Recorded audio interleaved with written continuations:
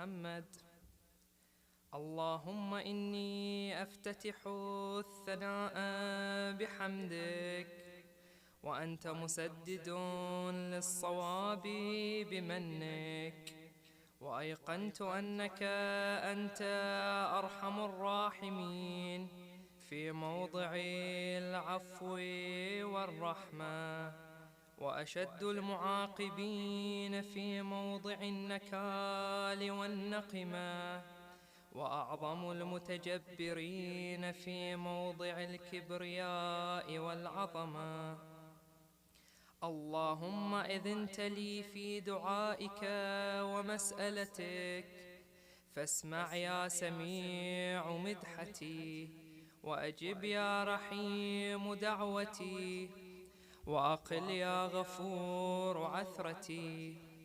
فكم يا إلهي من كربة قد فرجتها، وهموم قد كشفتها، وعثرة قد أقلتها، ورحمة قد نشرتها، وحلقة بلاء قد فككتها.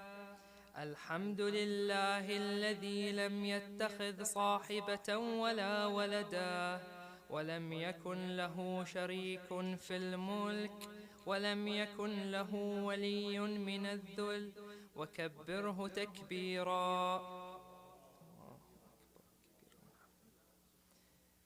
الحمد لله بجميع محامده كلها، على جميع نعمه كلها.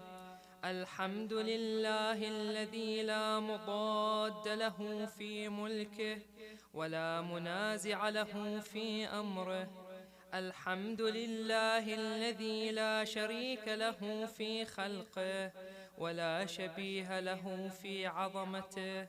الحمد لله الفاشي في الخلق أمره وحمده، الظاهر بالكرم مجده، الباسط بالجود يده، الذي لا تنقص خزائنه ولا تزيده كثرة العطاء إلا جودا وكرما.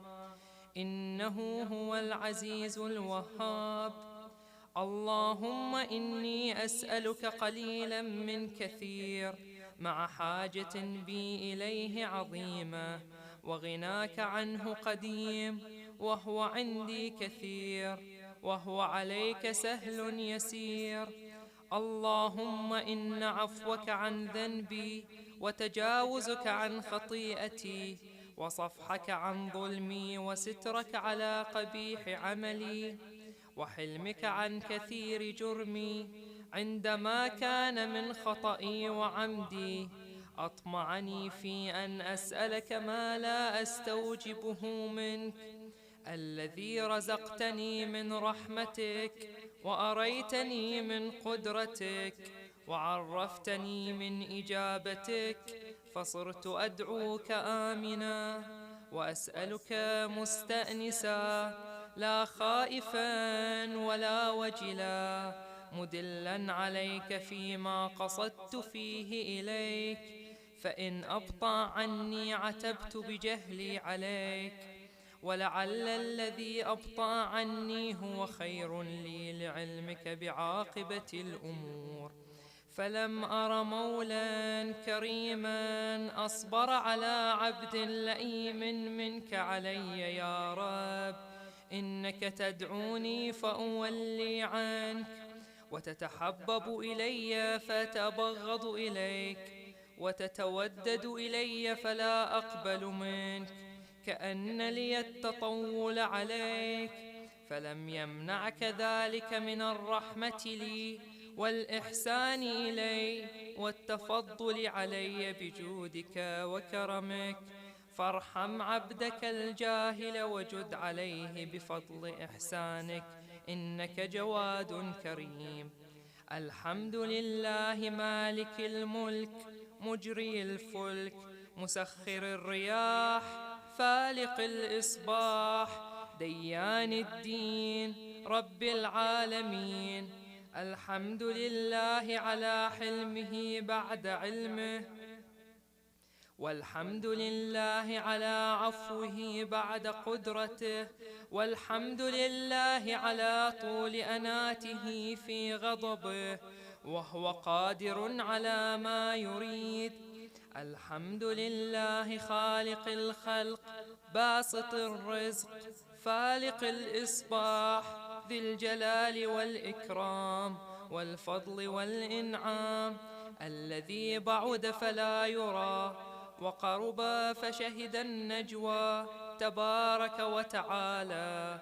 الحمد لله الذي ليس له منازع يعادله، ولا شبيه يشاكله، ولا ظهير يعاضده.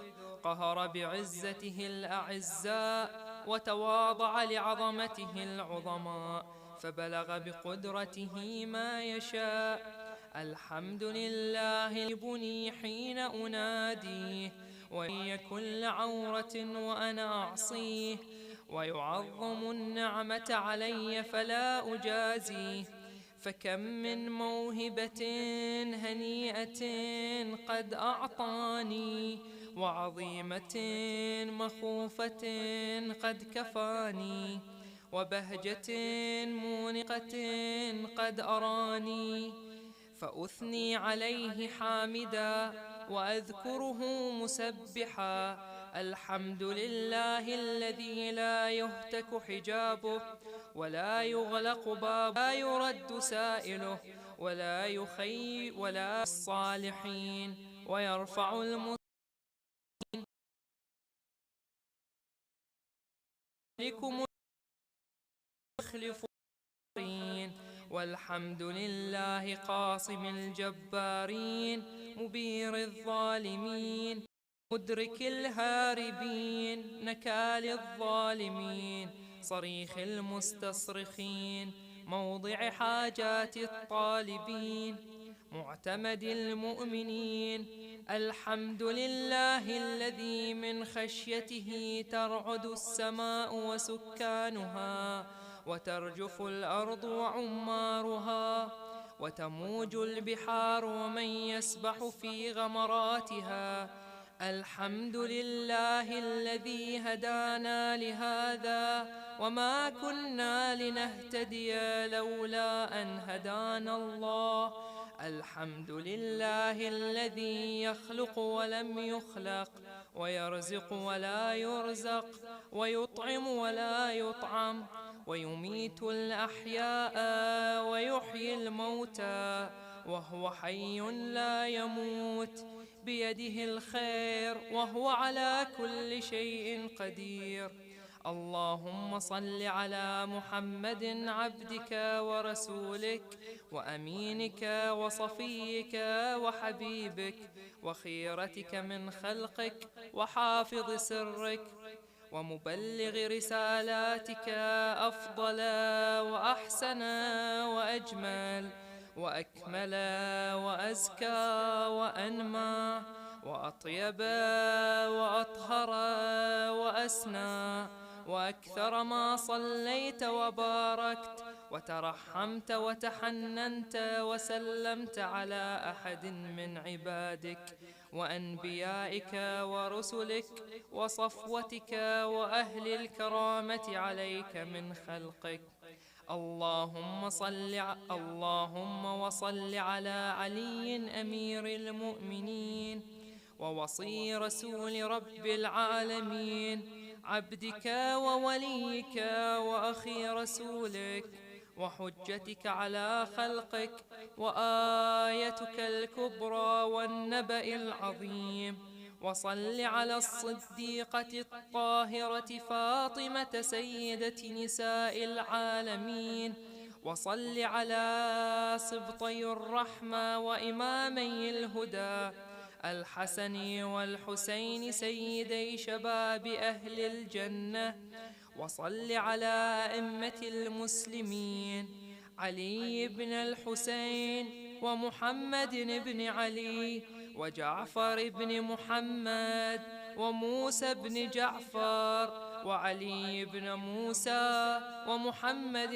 بن علي، وعلي بن محمد، والحسن بن علي والخلف الهادي المهدي، حججك على عبادك وأمنائك في بلادك صلاة كثيرة دائمة. اللهم وصل على ولي أمرك القائم المؤمل والعدل المنتظر، وحفه بملائكتك المقربين، وأيده بروح القدس يا رب العالمين. اللهم اجعله الداعي إلى كتابك والقائم بدينك، استخلفه في الأرض كما استخلفت الذين من قبله، مكن له دينه الذي ارتضيته له، أبدله من بعد خوفه أمنا، يعبدك لا يشرك بك شيئا. اللهم أعزه وأعزز به، وانصره وانتصر به، وانصره نصرا عزيزا، وافتح له فتحا يسيرا، واجعل له من لدنك سلطانا نصيرا.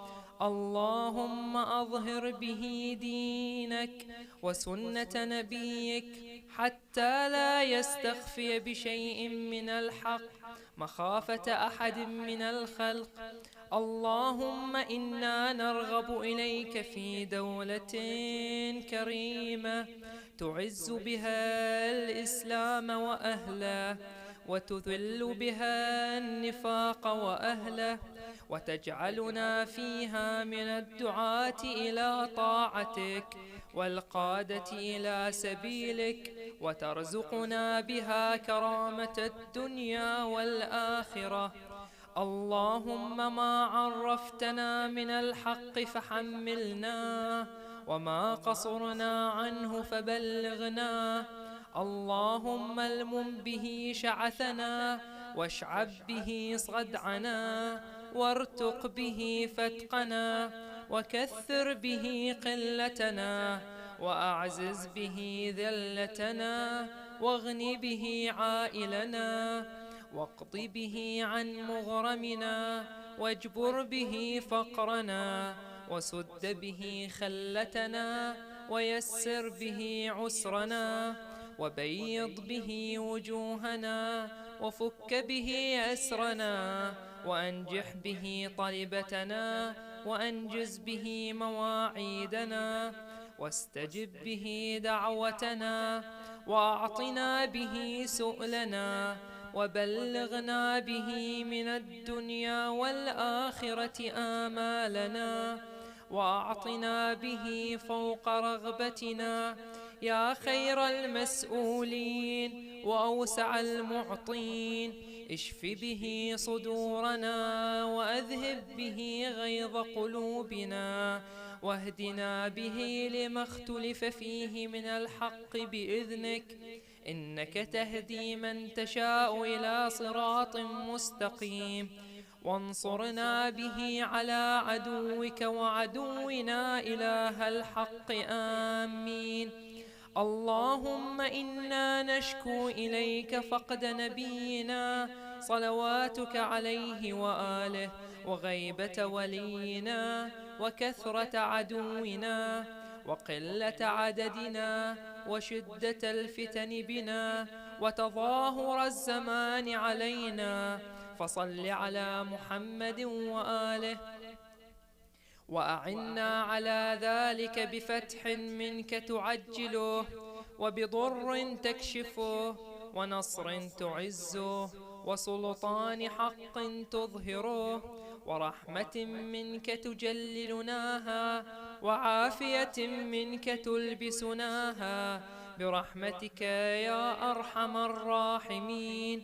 اللهم برحمتك في الصالحين فأدخلنا، وفي عليين فارفعنا، وبكأس من معين من عين سلسبيل فاسقنا، ومن الحور العين برحمتك فزوجنا، ومن الولدان المخلدين كأنهم لؤلؤ مكنون فاخدمنا، ومن ثمار الجنة ولحوم الطير فأطعمنا، ومن ثياب السندس والحرير والاستبرق فألبسنا، وليلة القدر وحج بيتك الحرام وقتلا في سبيلك فوفق لنا، وصالح الدعاء والمسألة فاستجب لنا.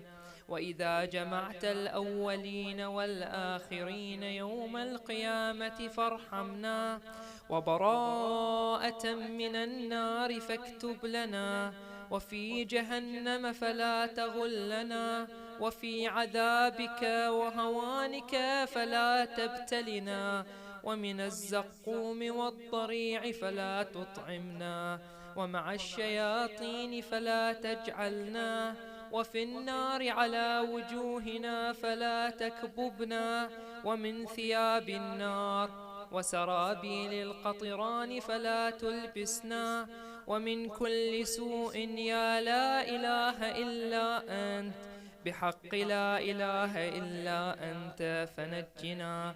وصلى الله على محمد وآله الطيبين الطاهرين.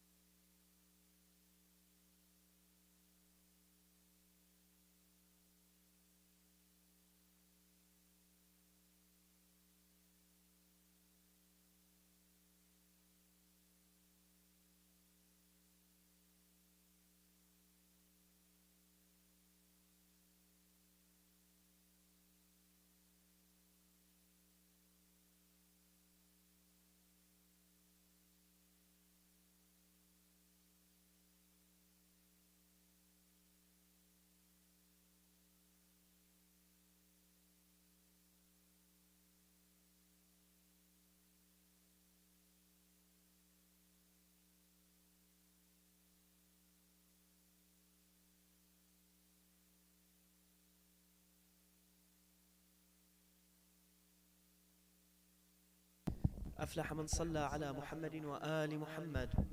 الله صل على محمد. ثانية على حب الزهراء. الله صل على. يبغى زيادة شوي.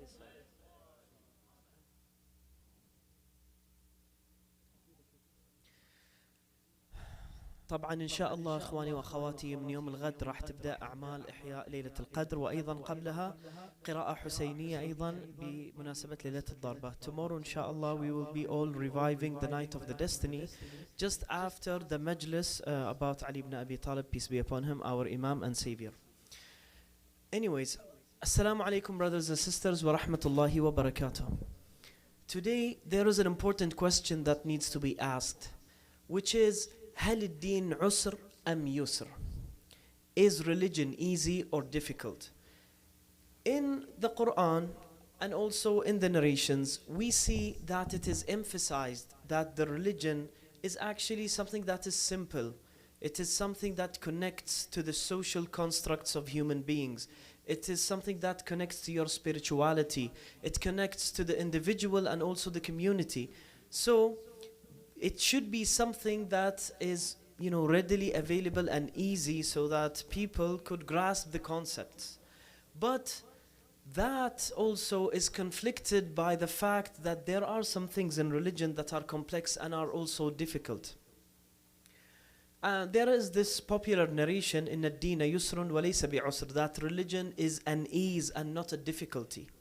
So through this hadith, we will talk about other hadiths and other Islamic jurisdictional issues so that we would know, is Islam truly easy or is it difficult?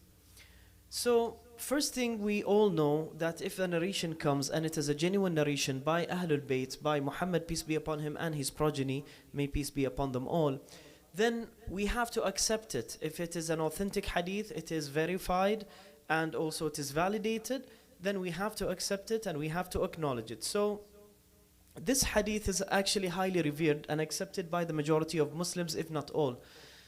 And at the same time, when it says that Islam is ease, you would see similarly that there are some sections that are difficult from Islam. Let's take some examples. The first one being holy jihad. When you're protecting Islam, when you're protecting the Muslims, when you're protecting Muslim countries, that is never something that is easy. War is always difficult, and truly there isn't a winner and a victorious person in war.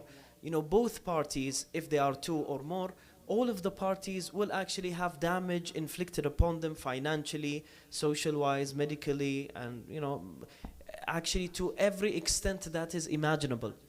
So that is something that is difficult. Also, sometimes zakat could be a difficult thing. The higher your income is, then the higher the zakat would be. And the same, like for instance, is khums. And also some punishments that are inflicted by Islam upon a person that sins God. Let's take an example that relates to this holy month. And this is an actual story. Once I was walking in Najaf, and a person, he's from the Gulf, and he came and he told me that for 12 years he hadn't done his fasting. And he's not young, he's an old person, and this occurrence was recent to him. It wasn't something that is really far away. So he came and told me, what do I do now? So basically, we all know that the ruling is, first of all, he has to redo the fasting that has missed him. And secondly, he has to do something that is called kafara, which is Islamic punishment. And that could be one of three. I think I've talked about this also on this holy pulpit before. So it could be either freeing a slave, or fasting for 2 consecutive months, or giving food to poor people that is enough to satiate 60 persons. They approximately say that you need to give 750 grams to each person. This actually is a very accurate amount, because even for this day, if you contact any restaurant or any caterer and you tell them, I have X amount of people. So the thing that he would do is that multiply this figure by 0.75, which is the Islamic amount of kafara. And this amount generally satiates most of people. There are some people that eat more, some people that eat less, but this is the general norm. So anyways, the easiest for him is to basically pay an amount of money that is equivalent to the days that he have missed, multiplied by 60, multiplied by 0.75, it will give you the final figure.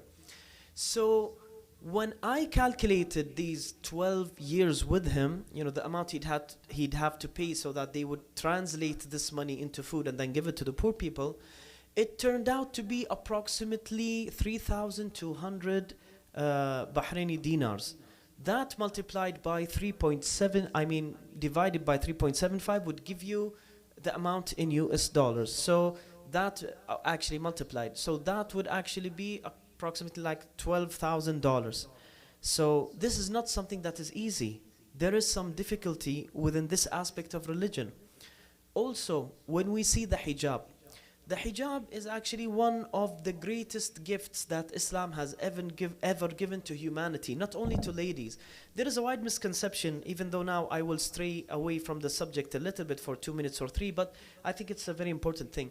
So the hijab, there is a misconception that it is there only so that men won't gaze at women.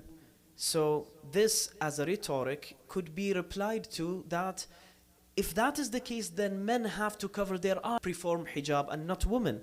And indeed, Islam says that, lowering your gaze, وَغْضُضْ مِن بَصَرِكَ, lower your gaze. Even in the Quran it is written, do not look directly to things that will move your emotions and move the lust within your heart. So the rules of decency, that's not the only thing that is, the reason why it is applied. But to a large extent, I'll give an example to why hijab is important. You see in the West, and we are all in the West right now, you see that women especially care a lot about their appearance, and it takes a toll on them. They have to wear full faces of makeup, they have to make their hair up, and they have to wear a different outfit every day, and so they compete with each other. There is a soft but very warm war at the same time between rivals from the same sex, i.e. the ladies, who would look better at this day. Even when they are in the workplace, you'd see that they may spend to upwards of 1.5 hours, if not more, getting ready. So that is a chore in itself. And Islam knows that within the ladies' society, like measuring, engaging, and comparing is something that is very prominent. It is not the same within men. You see, men going everywhere, they're scruffy, they just wear sometimes, like the similar outfit for several days, and, they don't fix their hair. And if they do, it's a very cheap haircut, and maybe it does not look good or complement their facial features. And they truly are more functional rather than decorative. Women are also functional, but when it comes to appearance, they are very, very decorative. And this is one of the reasons why gold is permitted to ladies, but not to men. In some of the narrations, it says that it is the dress of those that are, and the ornaments of those of heaven, libasu ahl al-jannah. And this is why it is prohibited. So people would say, okay, so does that mean that ladies don't go to heaven? And this is why they wear gold and it's okay? No. There is an exception for women. They are allowed to wear the ornaments of the heavens because God knows that there is large comparison, that there is importance of looking good, especially if a lady has like a very happy situation, a ceremony, etc. She just gave birth, or for instance, she's getting married. She needs to look the best. And there are some unlisted rules. For instance, you're not allowed to wear a white gown when you're going to a wedding. Only the bride is, allowed to do that. That is between ladies. Why? So that she could shine, she could have her time. Anyways, so if Islam comes and covers all the body and says that you're not allowed to wear makeup and you're not allowed to, wear your zina or decoration very prominently so that people that are foreign would be able to see it, it removes this kind of hindrance, because it is actually a hindrance. Also, women are heavily judged by the way they look. You see, even in corporate, Some ladies don't work at all, but they look so beautiful that they get all the promotions. This is something that is well known, and that is also conveyed in the films. And I know it is fictional in films, but still they do speak about a reality to an extent. So when Islam comes and deletes this competition, suddenly you have women that are not judged by the way they look. And one of the most important issues in the West right now is that women are under oppression, beauty oppression, soft oppression. They need to look a certain way, they need to weigh a certain way of mass, and they need to look specifically like a certain figure. So this all, if deleted, life for them will be so much easier. Competition will be more fair. And also women are more self-conscious. Like let's say that a lady, for instance, God did not give her the blessing of very beautiful hair. She will be so conscious about that, and she'll be thinking about that day and night. But when it comes to men, just as soon as he gets the slightest bit of balding, he would just shave the whole thing off. I don't care, I just want to go on with my life. So this is something that is, very important. The ruling of hijab, it is actually there to empower women. If you put the beauty standards in front of the woman and make them follow it, then you are demeaning women. You're taking all the value from them. So in order to empower them again, in order to make them, as powerful figures of the society, this cover, the Islamic veil, is there to give them their humanity and not degrade them, which the opposite is happening right now in the West, even though they have full liberty to wear whatever they want. I strayed a lot about the main point. Anyways, let's return to that. So hijab is actually something that is very difficult. Imagine every time you're going to go out, you're going to wear several articles of clothing, you're going to take care of it, and from time to time edit it. And specifically, Samahat Sayyid and also myself, because we're wearing the gown of religion, and when we go to outward places and when we go to social gatherings, we have to wear multiple articles of clothes. And the 5 minutes preceding wearing that outfit, we always feel winded out and tired. That how many articles should we wear, and it's just difficult to maintain. And in the hot weather it's extra hot, in the cold weather sometimes it's not even enough. So there is a strict ruling to which we should abide, and similarly it goes to women, and it is even more severe upon them. So that is something that is difficult. So within these examples, I don't want to go through many other examples because the examples are endless. And maybe now you're thinking of even more important and prominent examples than I have given, and you have the right to do so. But what I'm trying to say is there are some parts of religion that are difficult. Islam is not an easy religion to follow. You have to be committed. You have to have Islam in your heart. You have to really want this. Otherwise, it will not work at all. Islam is not just a ritualistic religion in which you would pray 2 rak'ah and then go back home and you'll feel content and happy, and maybe go, every now and then to the mosque and then you're content. No. Islam requires a person to always be developing, always be knowledgeable, always, going to the places of worship, always practicing his humanity with others. Like as you heard before, the narration of the Prophet, خَيْرُ النَّاسِ أَنْفَعُهُمْ لِلنَّاسِ. The best of people are those that benefit other people more. So for us to be beneficial parts of the society, for us to give, we need to hold on to our religion really closely. And this may be difficult in the West, and this is why I speak especially to the youngsters over here, that in some cases, and some of them, this will happen to them, they have to know that there is a chance and possibility that they may return home. They may go back from the West to the East. So they have to adjust from now. They have to be prepared always. They have to carry the importance of religion within their hearts. They have to be equals to those that they will meet when they return back home. Because if they don't learn their religion adequately, if they don't learn their customs, even your customs are important. Now, if someone comes to you and says, Masakallah bil khair, you need to know how to reply. If someone says مثلا زاحمناكم, you need to know what to reply.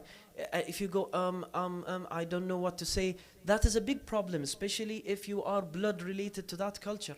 So we need to connect not only to our religion but also to our culture, also to our original land, and to know that we have a finite time in this world. So anyways, returning to the subject. So how does the narration in the beginning say that Islam is an ease and not a difficulty?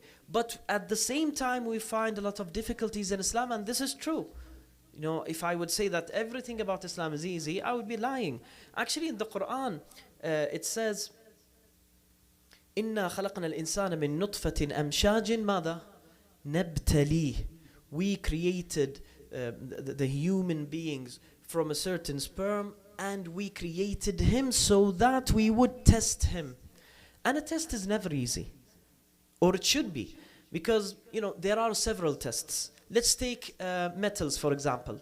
If you're going to test iron, what would you have to do? A question for our young ones. How do I test iron? If this, I don't know if it's iron or not, what do I do? Yes, magnetics. I bring a magnet and put it close to it. If it gets, you know, attached to it, then it is iron. If not, this is not a noble metal. But when you move to noble metals, the more noble the metal is, the more difficult the test is. You have to put immense pressure. You have to put immense heat. You have to need a lot of technology and a lot of development in order to calibrate your instrument so that it would be able to differentiate between what is a good and noble metal and what is not. So eventually, when we're talking about Islam and how great Islam is of a religion, we need to know that we as Muslims, if we are going to be tested by the deity, by God, then this test would be so difficult to us. And this brings me to another point. Some people say that, oh, my exam is more difficult than others. For example, I'm living in the West, you know, the lusts are everywhere. I am tested harder than anybody else. This actually would lead to believing that God is unjust. And we believe that Allah huwa al-adl, God is justice in itself. Let me elaborate on this point a little bit. So, if God gave person A a difficult exam and person B an easier exam, then how would he compare them? This is a question that poses itself. So the answer to this hypothetical misconception is that even if apparently your exam is difficult, you will all be judged equally. Even the prophets, even us, you know, the same thing. كَأَسْنَانِ الْمِشْط, like the teeth of a comb, if they are equal. So let's take this example. Person A, born in a very poor country, doesn't have any relation with religion, doesn't have Islamic centers, you know, lives very difficultly. And a person that is born with a silver spoon in his mouth, you know, his religion was given to him also spoon-fed, everything was easy to him. So both of their exams are equal.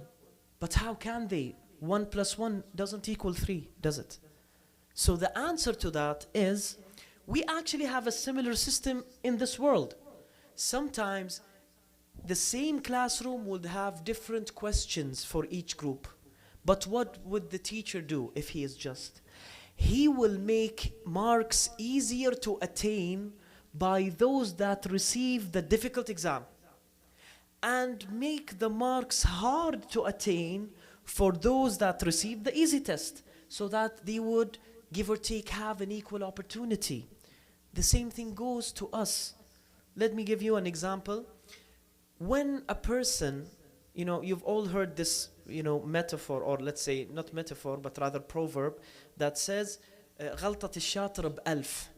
That when a person that is smart does a mistake, it is counted as 1,000 mistakes. It is not like if, you know, someone that does not have high intellectuals or intellect does a mistake. There is a difference between them. صلوا على محمد وآله.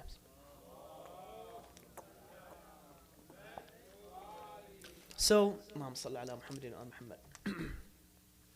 so even when it comes to the narrations of the great Prophet Muhammad, peace be upon him, and his progeny, we see similar belief within that narration to that proverb, because he says that whenever a person that knows what he is doing does a mistake, it is a grievous mistake. But if a person is ignorant, it will be counted as a small sin. So this is like a logical and general rule. There is no sane people in the world that will say otherwise. So when, for example, a person, he is innately inclined towards being angry and has a fight with a certain person, and there is another guy that is actually cold-hearted and cold-nerved, as we say. You know, he doesn't get angry very quickly, and he fights with another person. The guy that is innately angry, he would be, you know, accounted less sins because this is something of his nature. So basically, even if we have different exams, we will be judged equally. We have the same exam. So if in the thereafter a person is in a higher status, that is because he has gained better marks than another person who has not. So returning back also to the point today, I don't know why I keep jumping here and there, but inshallah you'll forgive me for this night. Anyways, so when we talk about Islam, how is it easy within all these difficult things that I have mentioned? The answer to that is segregated to several points. I will mention only a few. First of all, what does ease mean? We perceive ease as something that does not require a lot of attention, something that does not require a lot of patience nor a lot of effort. But that is not ease. What does God say in the Quran? Inna ma'al usri yusra. Even in difficult, there is ease. So, what is perceived as difficulty by us is in the eyes of God ease. Sometimes difficult things happen to us. ولكن there is a narration that says كل أمر المؤمن إلى خير. All the affairs and issues of the believers is towards good. Even if you live the worst life, even if you suffer the death of a loved one, God forbid, whatever happens to you, you are in ease. That is the prominent answer. There is another thing, which is that if your body is tired but your soul is content, is that more preferable, or being, you know, not tired body-wise but mentally very tired and fatigued? Of course, nobody would like to have a mentality that is fatigued. So basically, Islam, even if it costs you effort, go walk to the masjid, fast in the holy month of Ramadan, wear a scarf upon your head if you're going outside, keep a beard if you are a man, etc., etc., etc. All of those are things of ease. And this actually reminded me with a very funny story that happened in the majlis of Ayatollah Sheikh Hussein Bashir al-Najafi, may God aid him in his mission. So once a guy from Bahrain, he was a young guy, so he removed his facial hair and he went to meet Sheikh Hussein Bashir al-Najafi, and you know, he's a little bit hot-headed when it comes to these things, you know, when it comes to protecting religion and its values. So when this Bahraini person came to Sheikh Bashir, before he said Assalam, he just said only 3 letters. Then he went upon him and he told him, why are you not putting a beard on your face? You say that you are Muslim, you say Ya laytana kunna ma'akum, and then you cannot keep simple hairs upon your face. And so when Sheikh Bashir was taking a breath in, and he rarely does that, but he was taking a breath in to continue, you know, his fire, and this guy almost wanted to say, oh, I did not remove it with a razor, I removed it with a machine. So just as he was about to say that, Sheikh Bashir continued to say, and some people say that we remove it with the machine. All of it is haram. What are you doing? So he said, Alhamdulillah Rabbil Alameen, at least I did not tell him that, you know. So basically, the things that we take for granted is in Islam. These are really great things that are to benefit us first and also benefit the society. I know I have taken a lot of time today, have I? That's okay, anyways. So let us continue. So when it comes to Islam and ease and difficulty, whatever we perceive as difficulty, it is actually peace. It is actually something that will elevate us and elevate the human life and elevate also the human values. Our problem is that we don't find Islam valuable. Why? Because we also take it for granted. Most of us that are here, we did not need to travel thousands of miles to know Islam. We did not need to seek scholars here and there. We did not need to ask everybody and anybody just to get an answer to a simple question. Just, recently I have met many of the converts and their stories are remarkable. Imagine one of them, not the ones that I met, but another person that I have read about in the book, Al-Mutahawwilun, the Transformers, but not the Transformers, the film. No, Transformers as in those that change their religion. So this is actually a book of 7 volumes. It just strictly mentions to you with pictures the stories of reverts and converts, how they got to Shiism, how they got to Islam. So one of them actually had a really weird story. He's actually from Ghana, which is a country in Africa. So he was an idol worshipper. He used to worship idols. And then after that, he turned into Judaism. And after that, he turned into Christianity. And then after that, he went into Islam, but Salafi Islam. And then after that, he changed into Shiite Islam. So imagine this roller coaster of a journey that he had to do in order to become Muslim. Did we pass by anything like that? Sometimes we say, يا ليتنا كنا معكم. Oh, Ahlul Bayt, we wish that we were with you. But God knows, if we were with them, would we be with them or would we be against them? Nobody knows. Nobody knows. If I or you or anybody that is here, any brother and sister, was in place of that Ghanaian, that idol worshipper previously, would we go through the same, path that he has gone and strode? That is something that is very difficult and very hard to imagine.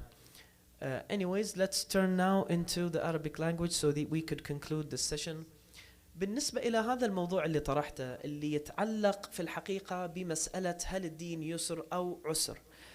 الإنسان في الحقيقة عنده تعلق مع دينه، هذا شيء واقعي. ولكن في فرق بين الإنسان اللي متعلق بدينه تبعا لآبائه واللي متعلق بدينه لحبه لدينه. ممكن آبائك ربوك على الدين لكن ما عندك محبة إله، وممكن ما حد رباك على الدين ولكن أنت تحب هذا الدين. الإنسان وهذا الكلام ذكرته البارحة، الإنسان إذا أحب إنسان آخر يتغاضى عن عيوبه، ما يقدر يشوف، خلاص ينمحي كل العيوب، وحتى العيب بالنسبة له يكون لذيذ. وهذا الشيء أكيد أنتم شفتونه في المجتمع، ناس تتصرف بهذه الطريقة. مثلا شخص صاحب مبادئ ما يتعامل مع ناس تشتم وناس تقول كلمات مثلا صعبة وكذا، بس أكو شخص بينه وبينه محبة، حتى لو شتم يضحك وياه، لأن المحبة موجودة تخليه حتى يتنازل عن مبادئه. فإحنا إذا حبينا ديننا مستحيل راح نقول إن الدين عسر، راح نقول الحمد لله، الحمد لله والشكر، هذه نعمة من رب العالمين، الحمد لله. أذكر قبل يوم أحد المستبصرين اللي دخلوا إلى دين التشيع كان جاي علشان يصلي، فكنت أنتظره ينتهي من صلاته على أساس أقفل الباب من وراه. يا الله شنو هذه الصلاة اللي شفتها، حتى من بعد ما يخلص من الصلاة الحمد لله رب العالمين، شكرا لك يا ربي، الحمد لله وفقتني للصلاة، الحمد لله يا رب اغفر لي تأخرت اليوم في الصلاة، الحمد لله. ظل يكررها إلى درجة أن أنا بلا شعور تميت أحمد الله معه. حسيت أنه خلق لي جو من الروحانية، مع أن أنا خلاص صلاتي قضيتها وانتهيت، هو قاعد يصلي. لكن سبحان الله هذا الارتباط. وتشوف شخص آخر بعد اليوم أنا شفته جاي يتوضأ وأيضا مستبصر، وهو يتوضأ قاعد يقول دعاء الوضوء لكن باللغة الإنجليزية، God keep me on the righteous path، اللهم ثبتني على دين كذا، يذكر هذه الأمور، ثبت قدمي على الصراط حين تزل الأقدام إلى آخره. فأنا هذا الدعاء دائما أقوله وأكرره، لكن من سمعته باللغة الإنجليزية في شيء رن في بالي، كأني لأول مرة قاعد أسمع الدعاء. لأن إحنا معتادين، المعتاد ما يهتم. تلاحظ مرات الشخص في بيته مثلا أكو شرخ بالجدار من فوق لجوه فرضا، بس ما يلتفت له، من يجي واحد غريب على البيت يقول هذا ترى من شرخ الجدار، يقول اي والله انا ناسي هذا صار له 13 سنه هيك ما معدله. ممكن تحصل هاي الامور. كذلك في الدين، كم مره احنا نكرر هذا الدعاء، بس من تسمعه باللغه الانجليزيه تتمعن في المعاني. Oh God, give me my book with my right and don't give it to me by my left. تسمع هذا عقو اي والله. God make me walk to the places of your worship. اقول يا ربي خلاص انا من اليوم وطالع راح اقوله باللغه الانجليزيه اذا ما طول هيك، يعني ان اتفاعل مع الدعاء. ومن حقي، لان يعني اي شيء يقربك للدين هذا شيء ممكن الواحد يتبعه. ففي النهايه اللي جاي احاول اقوله بانه قله حبنا لهذا الدين تنتج كل مشاكلنا. اي مشكله عندنا مع الدين لقله حبنا للدين، نقطه على السطر بلا اي شيء اخر. There is just a question that I needed to answer regarding fatwa, because every day, as you know, we bring like 3 fatwas to answer regarding fasting. So today I will have only one because it is extensive and long. Some people would say that they need to perform ghusl before the fajr, but the time is scarce, like there's only 3 or 4 or 5 minutes. So what would one do? In such case, then you'd have to do tayammum instead of ghusl. But that does not mean that you don't have to do ghusl after that. No. After you finish the prayer, or after not the prayer, after the sun rises, or after, the time of prayer comes, then you're able to do the ghusl, so that you would be able to pray the Fajr prayer. Because you need to have sufficient purity for Fajr Salah. But now you only want to continue fasting because al-isbah ala junub, waking up with janaba, and going into the day, this means that you will invalidate your fast. So the thing to do is actually to perform tayammum. So tayammum goes as follows. You need to remove any obstacle that is covering this area and also this area, the back of your hands. And for example, so if you have a ring or whatnot, just remove it. If you have a band-aid, remove it. So what you would do is that you would go to any sand, natural sand, or a natural rock, a dusty rock. What you would do is strike it once with both hands, like this. And then you would wipe this area. You see this area, this oval shape here? All over here until the tip of, from the start of the hair growth place, from the hairline until the top of the nose, and widthwise to the exposed skin that is to the right and left of the forehead. بالعربي هذا اسمه الجبين. We think هذا هو الجبين. No, this is not جبين. This is جبهة. This is جبين. This is why you see in the narration تعفير الجبين على التربة. That one would put his jabin on the turba. So it's not like this. It is not like this. It is like this. So this is the jabin. So you would wipe this area from top to bottom, and you would do that after the strike as so. You will put the palms of your hand at the place where hair grows, and you extend it to the bottom while opening the thumbs. Look at this action, opening the thumbs, so that you would be able to cover this area. So khalas, one movement is enough, that's it. You don't need to wipe the eyes, but you need to wipe the tip of the nose over here, so this is enough. Okay. Then you would strike again, and you would wipe your right hand with your left, and then your left hand with your right. Congratulations, you have done tayammum. So this basically would save and salvage your fasting if you need to perform ghusl, but you cannot. There are other reasons why you may not be able to perform ghusl. For instance, the heater is off, and now it's very cold, let's say. So you're not able physically to go under the cold water. What you would need to do is perform tayammum, and that would be it. Then you could continue your fast. But before you pray Fajr, you need to go perform ghusl if possible. If ghusl is also not possible, wait until the time of Fajr is close to finish, and then perform your tayammum, and then go ahead with your prayers. وأفلح من صلى على محمد وآل محمد.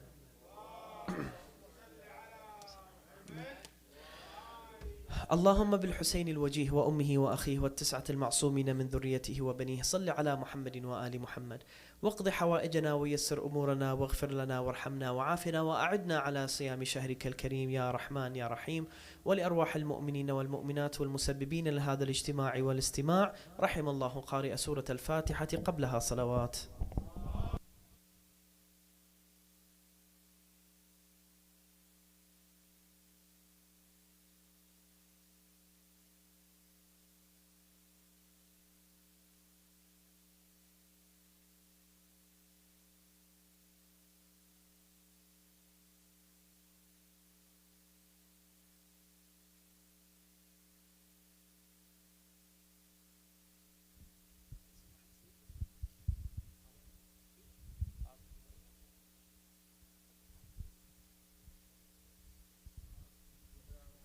عليكم السلام ورحمة الله.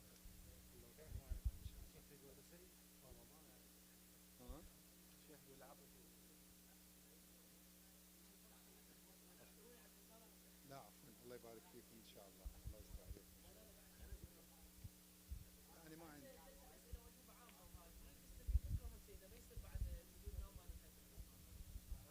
الله يبارك فيكم ان شاء الله. انا ما عندي شيء بس. الله يبارك فيك.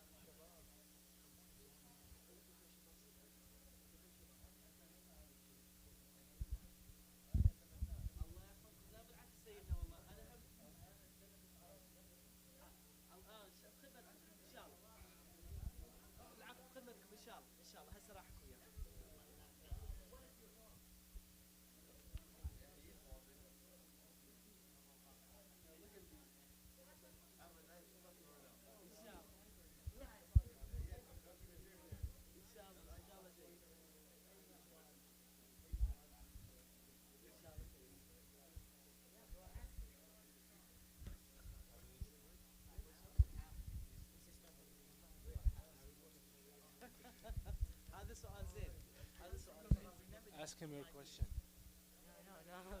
No. Four fingers. He told me it's 4 fingers. Yeah, it's four, no, 3 fingers. 3 fingers for hairline. That's a yeah. That's 4. It's 4. What? That's not how it works. Nah. Yeah. Ask him, bro. Oh, yes, let's say it.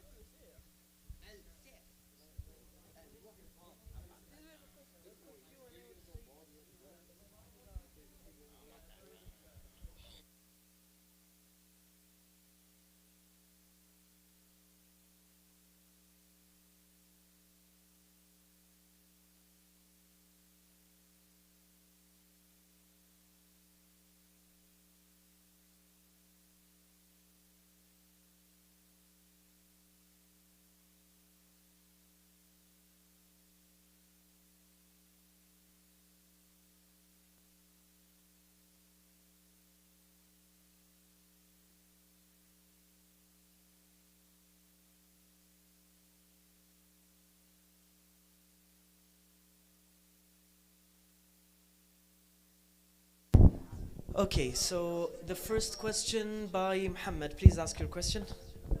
Okay, so what if you're bald? How are you supposed to do the what's it called? That is a personal attack. He says, what if you're bald? How could you do tayammum? So the answer to that is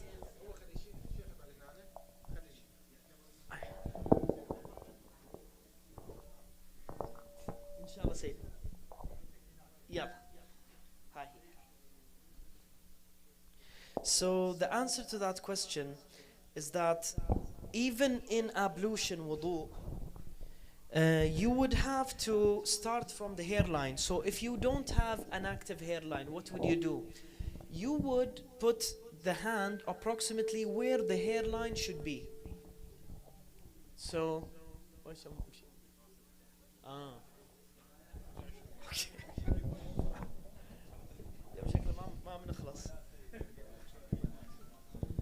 Yeah, so if he doesn't have a hairline, then 4 fingers are enough. He would go from top 4 fingers, and that would be it. Your question? Then why are you holding the mic? Okay. Okay, give it to whoever has a question.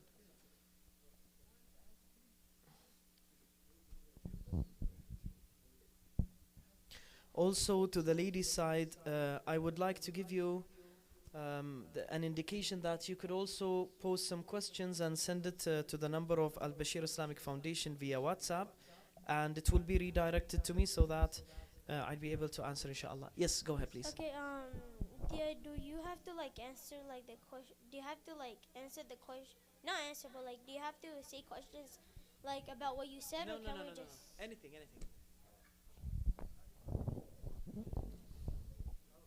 Yes.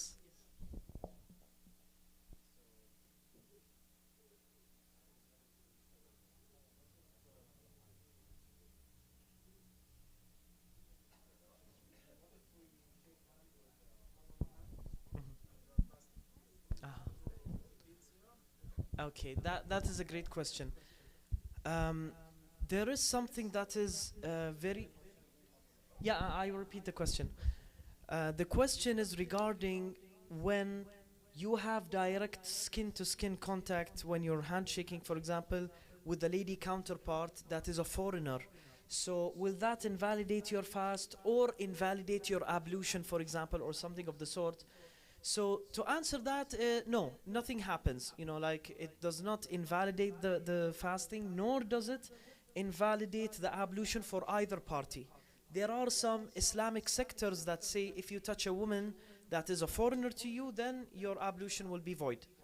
But that is not in Shiite Islam. So basically nothing happens. But there is something that is important to learn regarding this subject. What is prohibited is the direct contact. So for example, sometimes a person needs to have, contact of a sort with a lady. Let's say, for example, in the case of a medical field, he's a medical doctor, he's a dentist, and he needs to work upon, like the teeth of a lady. So he would have to, touch the gums, he'd have to touch the face.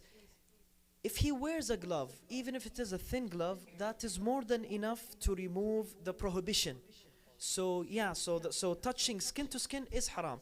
But even like under the abaya, that is okay. Like you see, من أهلنا مثل ما يقولون, old ladies, sometimes they say, oh, you're just like my son, shake my hand, and they get angry, etc. So the easiest thing you could do is just put your hand under a barrier and just, say Assalamu alaikum, and that is not haram. So what is haram is actually the direct skin-to-skin contact, but still there are no other implications that happen after that happens. So your siyam is valid and everything. I actually, sometimes even it happens by mistake. Like you're in an elevator, you want to put your hand on the rails, and suddenly there is a hand over there, and you touch it whilst you don't know. That, even sin, there is no sin within that, because this is something that you did not intend. This is something that you did not intend. Someone actually asked me about just today regarding illness, because his son has a severe case of sickle cell disease, and so because of that he is not able to continue his fast naturally, and he is not able to fast most of the days of Ramadan. So he asked me what would happen then. The answer to that is, if a person is truly sick and he needs to break his fast, he does that, it is okay, but he needs to do the fast later on. He does not have to do it consecutively, like fast the whole month again in Sha'ban, for instance. No, if he can't fast, a lot of days within 1 month, let him fast at least like 5 days or 3 days from a month, dispersed, so that his health will be okay. If even in that case he is not able to fast at all, then what is done is we wait until the next Ramadan comes, and if he still is not able from now until then to do that, he would have to pay fidya. Fidya is mud min at-ta'am you give to a faqir. Mud min at-ta'am is also 750 grams you give to a per person.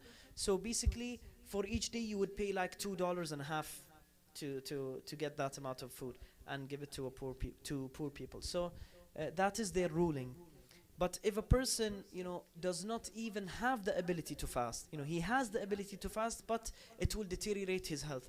But there are some people that don't even have the ability, like very elderly people. So these people, they don't need to fast, nor do they need to pay kafara. Those that pay kafara are people that are able to fast, but it is difficult for them. But those that can't at all fast, they don't need to do anything. خلاص, and that, they don't need to fast at all, nor to give any food or money. But it is highly recommended for them to give fidya. It is highly recommended, but it is not a must. Any other questions also? But they still have to limit their eating during the siyam. Nice question. See, yes and no. There are several cases of breaking fast. So if you, God forbid, are sick and you need to break your fast because there is a danger upon you, or it is very difficult for you to continue fasting, so difficult that is naturally intolerable, so there you would only eat what is enough, not more. So a person, for example, if he breaks his fast, he's not allowed to go smoking, he's not allowed to do other things that are also breaking of the fast. He only eats and drinks to the amount that is sufficient for him. But if a person is ineligible for fasting at all, then he can do whatever he wants. But just as the example, for example, like a person who has, I forgot the name of the illness, but essentially you need to drink at least 10 liters a day. Yeah, like you've seen this meme, I believe, that the lady that drinks water and says çok şükür, which is a Turkish, or God, thank you very much. She has this illness. So she's a famous person that has this illness. Also, there are many elderly that, they have, their stomachs are so small and they feel constant hunger. They are not able to fast. It's so tiring to them, and, whenever they fast, they get close to death, for instance. So these people, they don't have to fast at all, nor to pay anything, as I said before, and they could eat and drink as much as they can. And also those that break their fast because they went to a far distance, like more than 44 kilometers, and they're not kathir safar, they're not frequent travelers. So these guys are also allowed to perform iftar however way they want. Even they want to smoke, whatever, they can do that. But it is always not recommended to, as in Arabic it's said, التملي من الطعام والشراب, which is eating and drinking a lot, until they are satiated, and then some more. So that is makruh, but not haram. Yes. Brothers in the back, if there is any participation, we also take questions from the back. I actually have two questions. What if, the first question is, what if you don't pray? And the second question is, what if you don't do Ramadan? Okay. See, there are different people within different age categories. So there is an Islamic coming of age, okay, in which when you're, example, as a male, like 15 years old, then khalas, then you need to do the compulsory things, like prayer, fasting, etc. So if a person is so young, then it is always good for him to pray and fast, but he will not be punished if he did not do that. So the problem is that you need, even from a young age, to get ready. So you need to always continue fasting and also praying. But if a person is, of age, he's old, but still he is not fasting and still he is not, praying, the narrations say that as-salatu amud ad-din, fa in qubilat qubila ma siwaha wa in ruddat rudda ma siwaha. That praying is the rudiment of religion. Whoever prays and it is accepted from him, then all of his virtues will all be accepted. If it is not accepted and declined, then all of his actions will be also declined. When it comes to fasting, it is min al-kaba'ir, which is one of the grievous sins. To not fast if you are of age and you need to fast. So these are the two things. But to me, I think the important thing to think about is, when you don't do your Islamic recommendations and you don't do your Islamic jurisdiction, then you are a person that should not call himself a Muslim. So basically, if we call ourselves Muslim, we need to abide by the Islamic law, and we need to actually do what is required by us.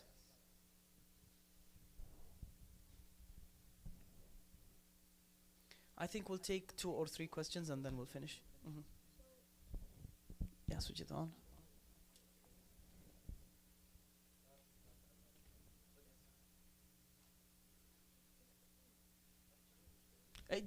I'll repeat your questions. Okay. So like if someone's not like able to get up and like pray, is there like different ways for them to pray? That is a very great question. If a person has difficulties in waking up, what could he do so that he would be able to wake up in time for Salat al-Fajr? Because you know Salat al-Fajr has one of the most shortest times within all of the prayers, like for maximum 1 hour and a half. It changes from country to country, but it rarely exceeds an hour and a half. So the answer to that is as follows. The first thing we need to do is to sleep early, because if you don't sleep early, whatever you are, whoever you are, you won't be able to wake up. The second thing is that take the aid of those that do wake up. You know, like for example, a brother, mother, or father, if they wake up for Salat al-Fajr, tell them to do so, but tell them not to wake you several times. And even if you want to wake up to Fajr, don't make several alarms. It is proven by science that, and scientific research, that the more alarms you set, the more likely you are to press the snooze button and then not wake up for any of those alarms. And also there is something else which is remarkable. The higher the volume of your alarm, the lower expectancy for you to actually wake up. You may wake up, but you'll press the snooze or quickly switch it off. But if you put it at half of the amount of sound, like 50%, then your chances of waking up will increase upwards to 70%. Even though you say, oh, you know, if the loud alarm doesn't wake me, how does the timid alarm wake me? Try it and you'll see. I've tried it myself. Before I used to put like 10 alarms and all of them maximum volume. But now I put just 1 alarm and minimum volume and I always wake up like clockwork. So also depending on an alarm or someone else to wake you up, one important thing also, and you may find it surprising, is to actually have some exercise. If you do some exercise before you go to sleep, you would fall to sleep faster and you will fall to sleep deeper, and this will increase your chances in waking up. Thank you for this very great question. So we have 2 questions left. Make up a question if you don't have any.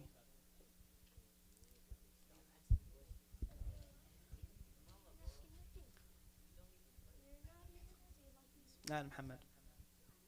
Yeah, go ahead. What if you're in the shower and you accidentally like swallow water while you're fasting? Is it still valid? See, whenever you swallow something that would ruin your fast unintentionally, it will not break your fast at all. The reason being is invalidating the fast needs intentional eating and intentional drinking.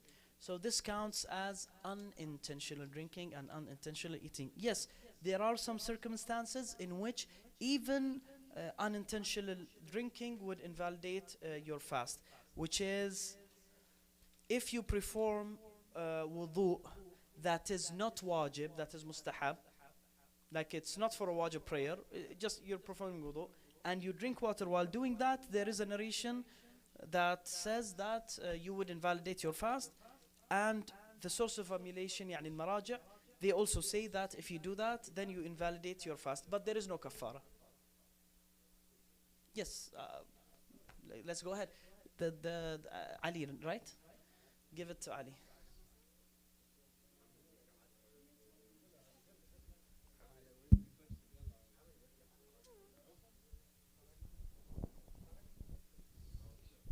When you sleep and you didn't wake up, what happens? You're dead.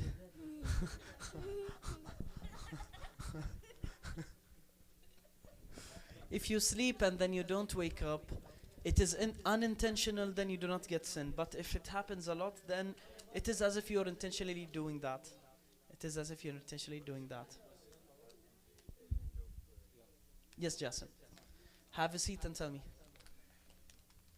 Yeah, quickly.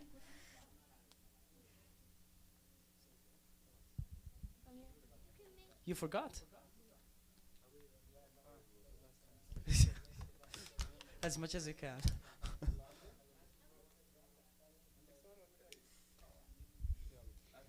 What if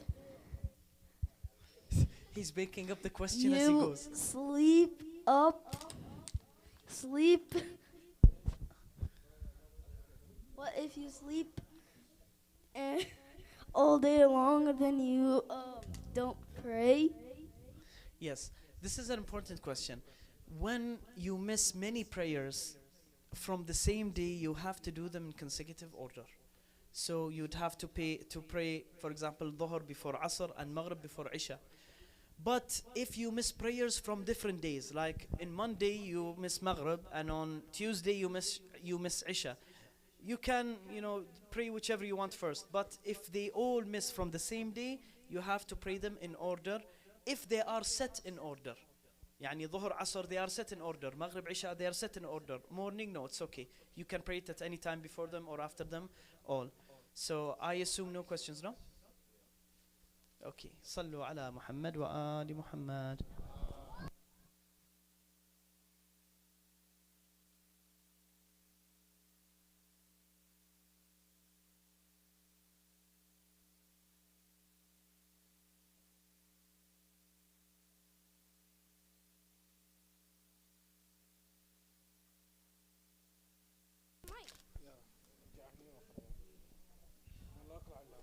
بسم الله الرحمن الرحيم. قل هو الله أحد الله الصمد لم يلد ولم يولد ولم يكن له كفوا أحد. صدق الله العلي العظيم. بسم الله الرحمن الرحيم. إنا أعطيناك الكوثر وصل لربك وانحر إن شأنك هو الأبتر. صدق الله محمد وعلى